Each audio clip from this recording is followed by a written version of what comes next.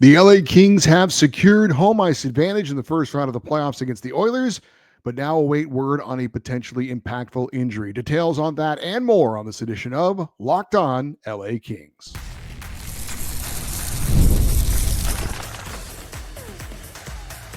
You are Locked On Kings, your daily podcast on the Los Angeles Kings, part of the Locked On Podcast Network, your team every day. Hey, Kings fans, welcome to Locked On LA Kings, part of the Locked On Podcast Network, your team every day. Thanks for making Locked On LA Kings your first listen every day. We are free and available wherever you get your podcasts and on YouTube and on Amazon Fire TV. I'm Eddie Garcia, your host of Locked On LA Kings. I've worked in sports media for the past 30 years. Also co-host of Locked On NHL Game Night, a nightly podcast and YouTube show wrapping up the night in the NHL, and a passionate LA Kings fan for over 30 years. The LA Kings played game 80 of the 82-game regular season schedule in Edmonton against the Oilers. LA was coming off a 5-4 win over the Colorado Avalanche on Saturday, and the Kings entered the game with a 46-24-9 record, 15-19-5 on the road, but most importantly, looking to secure home ice advantage in the first round of the playoffs. The Kings, with 2 points, would do just that. A regulation win, an overtime win, a shootout win. It didn't matter. The Kings looking to go to 103 points. The Oilers, even if they got a point for a shootout or overtime loss, only have one game remaining after the game against the Kings, so they would have no possibility of reaching 103 points. And that is why the Kings, if they could win in Edmonton against the Oilers, would be the second seed in the Pacific and have home ice advantage in the first round playoff matchup against the Oilers. As for the injury update for the Kings, defenseman Joel Edmondson would miss his fourth straight game with an upper body injury. He is listed as day-to-day. He is not on the road trip, so obviously will not play on Tuesday in Seattle as well. He may not play again this season unless he asks to play in the finale Thursday at home against the Flames. But Edmondson is expected to be ready for the start of the playoffs. Kings forward Tanner Jeannot would miss his 10th straight game with a lower body injury, and it does not look like he will be ready for the start of the playoffs. However, Drew Doughty would return to the Kings lineup after missing 3 games with a lower body injury. Checking the Kings lineup, Andrei Kopitar would center the top line with Adrian Kempe and Andrei Kuzmenko. Philip Deneau centers the second line with Warren Foegele and Trevor Moore. Quinton Byfield, the third line with Kevin Fiala and Alex Ferrier. Samuel Holenius, the fourth line with Jeff Malott and Alex Turcotte. Akil Thomas would be the lone forward who was a healthy scratch. As for the defensive pairings, with Drew Doughty back in, he'd be on the top pairing with Mikey Anderson, Vladislav Gavrikov on the second pairing with Jordan Spence, Brant Clark and Jacob Moverar making up the third pairing with Kyle Burrows as the healthy scratch. Darcy Kemper would get the start in net. David Riddick would serve as the backup. As for the big question for me going into this game, obviously we know we want 2 points for home ice advantage. We want to see 3 solid periods. But the question for me was, would the Kings avoid any drama and just take care of business beating the Oilers? Don't prolong it. Don't have to, extend it beyond this. Get it done against a rival on the road, a team that obviously has a lot of injury issues as well. This was the opportunity, their first opportunity to clinch home ice, get it done in that game. Well, as for the scoring summary in this one, a great start for the Kings as Warren Foegele opened up the scoring against his old team with a goal early on, and LA grabbed the 1-0 lead. Quinton Byfield would follow with a power play goal to make it 2-0, and Vladislav Gavrikov would score to make it 3-0 Kings after the opening period. Second period, Kevin Fiala adds a power play goal. It's 4-0 Kings, and then in the third period, Adrian Kempe would cap off the scoring with a goal. Final score, Kings 5, Oilers nothing. Kings improved to 47-24-9 on the season, 16-19-5 on the road. They go 3-1 in the season series against the Oilers and now have 103 points on the season, securing home ice in the first round of the playoffs. It's the 7th time in Kings history that they have gone over the 100-point mark, which we told you in our previous show. Kings are 3 points away from tying the most points in a season in franchise history. That was set by the 1974-75 Kings, who had 105 points. If the Kings can win both of their final games, by the way, they would set a new franchise record for most points in a single season. But the focus is on the win over the Oilers. As for the game stats in this one, 5-0 Kings win, outshooting the Oilers 36-21. The power plays, if you didn't see the game, there were a ton of penalties called. The Oilers were 0 for 6 on the power play. The Kings were 2 for 8. The faceoffs favored Edmonton narrowly, 28-27. Hits favored the Oilers, 36-25. Block shots favored Edmonton, 15-10. But again, stats can be misleading. Faceoffs and hits and block shots, it's all nice, but shots on goal and goals in the net and special teams favored the LA Kings. So what was not so good for the Kings from a team standpoint? Well, there were a lot of power play chances for the Kings in this one. And they could have done a better job scoring on the power play, even with 2 power play goals. They had a 5-on-3 power play they failed to score on. They had a 5-minute major power play they didn't score on. So there were some opportunities kind of left on the table for the Kings. What was good, though, for the Kings from a team standpoint, they came out right away and took care of business against a depleted Oilers squad. There was no drama in this game at all as far as the outcome of the game. The power play did score 2 goals, and I thought looked really good. I thought the puck movement on the power play was good. I thought the Kings power play looked dangerous. And Jim Hiller, despite the return of Drew Doughty, did what I hoped he would do. He kept that number 1 power play unit with 5 forwards and including Quinton Byfield. Doughty played on the second power play unit. I really like where the LA Kings power play is right now. All right, I have to say this. The officiating in this game was garbage. From the opening faceoff, the officials decided they were going to be in control of this game and called a ton of penalties, 21 penalties in all. Why? I have no idea. Was this an important game for both teams? Yes. Was this a rivalry game? Yes. But there was nothing in the previous 3 meetings this season, or really in any of the previous meetings, as far as, look, there's bad blood because these are division rivals and because of the postseason results, but I don't know that there's ever been an Oilers-Kings game in recent memory that's been just some sort of bloodbath, like some old-time, old-school hockey where there were just fights everywhere. And I don't understand why there were so many penalties called early on, and ticky-tack nothing penalties. It was like the referees decided they were going to take control of this game when it never got out of control. And it actually seemed to have the opposite effect on the game to me. I think it was over officiated. I think it disrupted the flow of the game. I think the players were frustrated with it, and it was frustrating to watch. The best officials are the ones you don't know are there. And the only time an official or officiating crew needs to take control of a game is when it gets out of control. And this game never started that way, but it kind of went that way because I think of the officiating. Now, ironically, like I said, the referees never had control of this game. And there was an ugly incident that it took the luster off of the Kings' victory. There was, in the second period, a battle around the net. Oilers defenseman Darnell Nurse, for some reason, decided to put Quinton Byfield in a headlock and take him to the ice head first. There was a battle in front of the net for sure for a rebound, but he could have just grabbed him and, pushed him out of the way. Then, to make matters worse, as Byfield is laying defenseless on his stomach with his face to the ice, Nurse cross-checks him in the back of the head, shaking up Byfield. He laid motionless on the ice for a few seconds before finally skating off, going into the locker room, and did not return the rest of the game. Nurse was assessed a 5-minute major and a game misconduct. He was ejected from the game. And now we wait to see if he'll be suspended. But honestly, I don't want to say I don't care, because I don't, look, justice should be served. He did something dangerous and reckless, and he deserves to be punished. But all I care about is if Quinton Byfield is okay, if he's available to play in the playoffs, because he's a key member of the Kings. So what happens to Darnell Nurse, to me, is irrelevant. They could kick him out for the entire playoffs, which they won't do, and it's still not going to be as big of an impactful thing as Quinton Byfield potentially not playing in this one.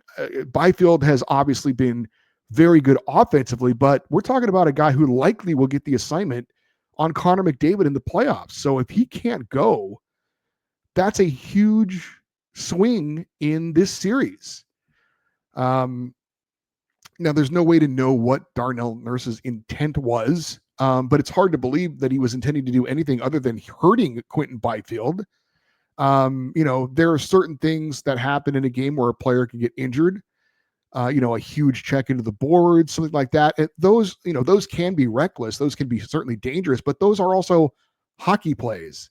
This was no hockey play. This was a defenseless player lying face first on the ice, getting a blow to the back of the head. So obviously right now, fingers crossed that Quinton Byfield is okay. Now, I'm no doctor, and most people probably wouldn't speculate on this, but I am going to. I've watched sports my whole life, and I think I have a pretty good read on injuries. Byfield did skate off the ice under his own power. He didn't look wobbly in any way.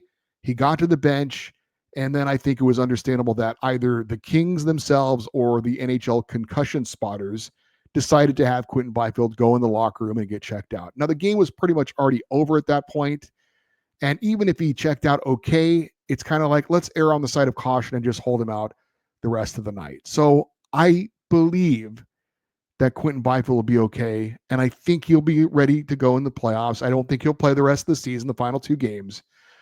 But that's an opinion. That's not a fact. And head issues are not always easy to diagnose with the eye test. So we will wait and we will worry. But as big of a win as this was, and as important as it was for the Kings to get home ice, all I cared about after this game was the status of Quinton Byfield. We'll get to some of the coaches' quotes and talk more about this game next here on Locked On LA Kings, your team every day. Looking for a snack that's both delicious and nutritious? Crack into a good source of protein with Wonderful Pistachios. Wonderful Pistachios is one of the highest protein nuts. Each 1 ounce serving has 6 grams of protein, giving you over 10% of your daily value. Plus, they're packed with fiber and better for you unsaturated fats to help you keep feeling fuller longer. It's the perfect grab-and-go snack for busy days, whether you're snacking at your desk or on the road trip or just need a quick protein boost. And if you love cracking open every shell for that satisfying crunch, the in-shell options are a classic favorite. Wonderful Pistachios is a complete protein, providing all 9 essential amino acids, whether you're running between meetings or dropping off kids. Wonderful Pistachios is a snack that works as hard as you do. Get snacking and get cracking with the snack that packs a protein punch. Visit wonderfulpistachios.com to learn more. All right, so we wanted to get to the coach's quote, which we usually have every episode after a game. And obviously, the first question, and the only question that we really cared about, to be honest, was, did Jim Hiller have an update on Quinton Byfield? The quote from head coach Jim Hiller was, "No update. He wasn't able to finish. That's all. It doesn't matter how I saw it," end quote. So Hiller didn't want to get into his thoughts on the incident for whatever reason. And his quote of "he wasn't able to finish" could be concerning. It could also be gamesmanship, to be honest. Now, the NHL loves to punish the results and not the act. You can do something illegal, but if it doesn't cause an injury, especially this time of the year, the NHL doesn't want to punish that. Now, if the Kings say Byfield can't play for the final 2 games of the season, that could get Darnell Nurse suspended for at least the first game of the playoffs. Now, that's just a theory. I don't know if Jim Hiller actually put that much thought into it. It's certainly possible he did, but we'll just have to see. There's just not enough information to know exactly at this point. The real quote of the game, if you were watching on TV, came from Phillip Danault. Patrick O'Neill, friend of the show, interviewed Phillip Danault in between periods, in between the second and third period after the incident had happened. And Phillip Danault was asked about the incident, and he said, quote, "Their B team is trying to hurt us," end quote. And I can totally understand why you would say that with all the penalties that were called in this game and that incident. You did kind of get the impression that, hey, this game's been decided and they're just kind of taking some runs at our players. It's a strong accusation, but in the moment and the emotion of it, I can understand exactly where he's coming from. And he might not even be wrong. As far as our stat of the night, Kings are now 40 0-2 when scoring 3 or more goals in a game this season. Hopefully, we can keep updating that as we go along. But my big takeaway from the game, the Kings did exactly what they needed to do. They took care of business and they won home ice advantage. Now they can rest up and sit some players or maybe limit some ice time over the final 2 games because those games don't mean anything. It was important to win this game. It was important to get it over with too. And now they can just kind of focus on getting ready for the playoffs. There's no drama in these final 2 games other than the drama of will Quinton Byfield be okay? Should the Kings take away much from this win over this version of the Oilers? Not really. But I think the thing the Kings should take away is they played really well. Forget about who's in the other jerseys on the other side. How did the Kings play in this game? And they played really well. They came out aggressive and they took the game. They left no drama. They left no doubt. And again, regardless of who's on the ice for the other team, the Kings took care of their business.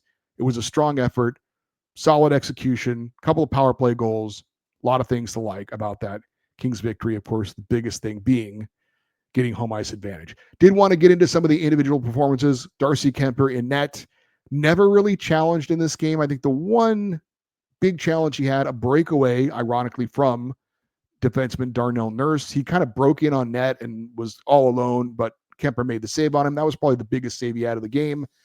And even at that point, had he scored, I think it would have been 3-1. So it wasn't like a high pressure save, but it was a good save. Kuemper, I would say was solid, but did not have to be spectacular in this one.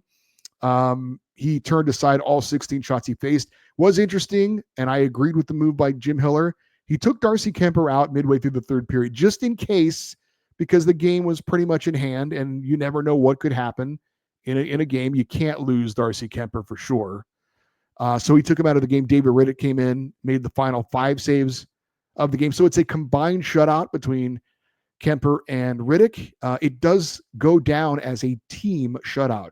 Both goalies don't get credit for a shutout. It is a team shutout. For Darcy Kuemper, now 31-11-7 on the season, 11-8-5 on the road. Warren Foegele scored the first goal of the game, just 2:55 into the game against his old team to get LA off to a nice start. Not officially a power play goal, but it came just after the penalty expired. The Oilers didn't have that player back in the play in time, so not officially a power play goal, but the man advantage did come into play for the Kings. It was a Philip Deneau point shot off the end boards. Foegele was there to get the rebound and put it in behind the goalie for his 23rd goal of the season, extending his career high. He also had a nice secondary assist on the Vladislav Gavrikov goal we'll tell you about a little bit. Foegele and former King Victor Arvidsson got into it early in this game, which was kind of fun. You really get the impression Arvidsson doesn't like the Kings very much, and Foegele doesn't like the Oilers very much. Quinton Byfield, before he left, scored the Kings' second goal, a deflection on the power play off a point shot from Adrian Kempe for Byfield, extending his career high for goals in a season to 23. He now has 54 points, one shy of his total from last season. Hopefully he gets a chance to extend that in a regular season game here. Also, he had 4 games scoring a goal in a row and 7 points over that span. And again, hopefully he is okay. Kevin Fiala scored the Kings' 4th goal, a power play goal, his 35th goal of the season. That extends his new career high, just like Byfield and Foegele. And Fiala has the team lead in goals now from Adrian Kempe. He's got 35, one more than Kempe.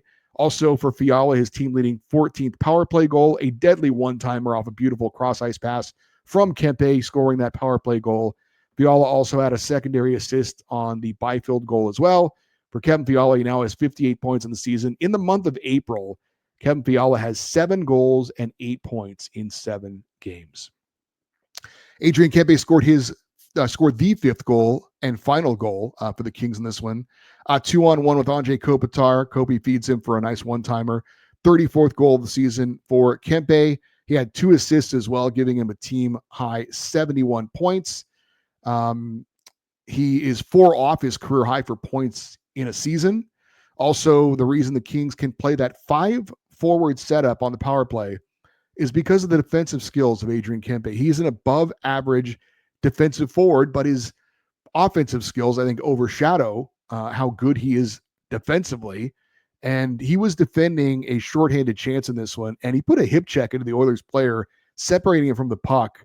I think players might be surprised that he has that in his game. But if it wasn't for Adrian Kempe's defensive capabilities, the Kings couldn't play 5 forwards. So he deserves credit for that. Vladislav Gavrikov scored the Kings' 3rd goal, his 5th of the season, jumped up into the play, got a nice feed from Trevor Moore, and scored on a nice wrist shot. Checking the team leaders in this one. Against Edmonton, Adrian Kempe had 3 points to lead the team. Kevin Fiala led the team with 8 shots on goal. Kevin, that's good. I like that. Remember I said he and Kempe should combine for 8 shots? He got 8 shots in the one game. Jeff Malott led the Kings with 4 hits. Jordan Spence, Drew Doughty, and Philip Deneau each had 2 blocked shots. Drew Doughty led the Kings in ice time, 21 minutes and 18 seconds, and Andrei Kopitar led the Kings in the faceoff circle, winning 12 of 18 draws, 66.7%. Up next, we're going to give our 3 stars of the game and also talk about a huge night for a Kings star prospect. That is next on Locked On LA Kings, your team every day. Scaling your business requires the right expertise at the right time. With Upwork, you can find specialized freelancers in marketing, development, design, and more. Experts ready to help you take your business to the next level. Upwork gives business flexibility by connecting them with top freelance talent across multiple industries, including IT, AI, web development, and marketing. Whether you need extra hands for a project or a long-term partner, Upwork makes hiring simple and affordable. If you need help with a marketing campaign, Upwork can connect you with a freelance expert who's delivered incredible results. Posting a job is free and simple, and within a day, you'll have multiple qualified candidates to choose from. Instead of hiring full-time, Upwork helps find affordable top-tier freelancers to scale your business efficiently. Visit Upwork.com right now and post your job for free. That's Upwork, Upwork.com, Upwork.com, to connect with top talent and grow your business today. Did want to give out our 3 stars of the game for the win over the Oilers. My number 3 star is Warren Foegele with a goal and an assist and a big first goal to get the Kings off to a good start against his old team. My number 2 star is Kevin Fiala with his goal and his assist, a power play goal for Kevin, another one. But the number 1 star in this one for me is Adrian Kempe with a goal and 2 assists. We have to check in on one of the Kings' top prospects, a name that if you've listened to this show, watched this show, probably getting familiar with, and a guy who is looking to be a very exciting prospect for the LA Kings. That's power forward Liam Greentree, the Kings' first-round pick this year. In an OHL playoff game against the Kitchener Rangers on a Monday night, he scored not 1, not 2, not 3, not 4. I'm sounding like LeBron James. 5 goals in a 6-3 win over the Kitchener Rangers in the Ontario Hockey League semifinals. He also had an assist, so he factored into all 6 goals in a 6-3 win for the Windsor Spitfires over the Kitchener Rangers. That is, I don't care what league you play in, a 5-goal night is amazing. He is now tied for the Ontario Hockey League lead in points for the playoffs with 24. He leads the OHL, or he's tied for the lead in the OHL in goal scoring with 14, and that's in 8 games. So again, 8 playoff games for Liam Greentree. He's got 14 goals and 24 points. And his Windsor Spitfires lead the Kitchener Rangers 3-0 in their playoff series. All right, so the Kings have 2 games left in the regular season after securing home ice with the shutout win over the Oilers. They are right back in action Tuesday night in Seattle against the Kraken. David Riddick will obviously start in net in this one with the back-to-back games. Got a little work in at the end of the Oilers game. As far as the following game after that, I got to imagine, unless Darcy Kemper requests to start that game, that David Riddick will get the start in that one too, and Darcy Kemper will get a couple of games extra rest. Obviously, the injury to Quinton Byfield is something that could complicate things as far as resting some of the forwards that maybe the Kings would have rested otherwise, like Andrei Kopitar. I have to assume Akil Thomas will finally get to play a game over the next 2 games. I certainly would think that Kyle Burrows would draw into the lineup on the blue line, maybe give Drew Doughty some rest going into the playoffs. But the win over the Oilers gives the Kings some options in terms of who they want to play and the ice time they want to give out and things like that. And now it's all about, again, focusing on the playoffs. Coming up all day on Tuesday, we'll be looking for updates on Quinton Byfield. If you follow the show account on X and Twitter, we'll certainly be passing that along if we hear anything. And our next show for you everydayers, those who listen to watch Locked On Kings every day, will be after the conclusion of the Kings Kraken game. And hopefully we will have an update on Quinton Byfield and hopefully a positive update on the status of Quinton Byfield. I'm hoping, I think he'll be okay for the playoffs and that he'll be held out for precautionary reasons for the next couple of games. If he ends up playing, frankly, that's even better because it means he's perfectly fine. All right. If you want to send an email to the show, I'm imagining there'll be some feedback on that game against the Oilers. Feedback for the show, the email address is lockedoneddie@gmail.com, EDDIE. If you're watching on YouTube, you're always more than welcome to post your thoughts in the comment section on the YouTube channel. And we would love you to stay connected on social media, X, Twitter, Instagram, TikTok. We are at Locked On LA Kings. And again, if we get any Quinton Byfield updates throughout the day, we'll certainly let you know on social media. I'm Eddie Garcia. Thank you for listening and watching this episode of Locked On LA Kings, part of the Locked On Podcast Network, your team every day. Have a great rest of your day. We will talk to you on our next show. And as always, go Kings, go.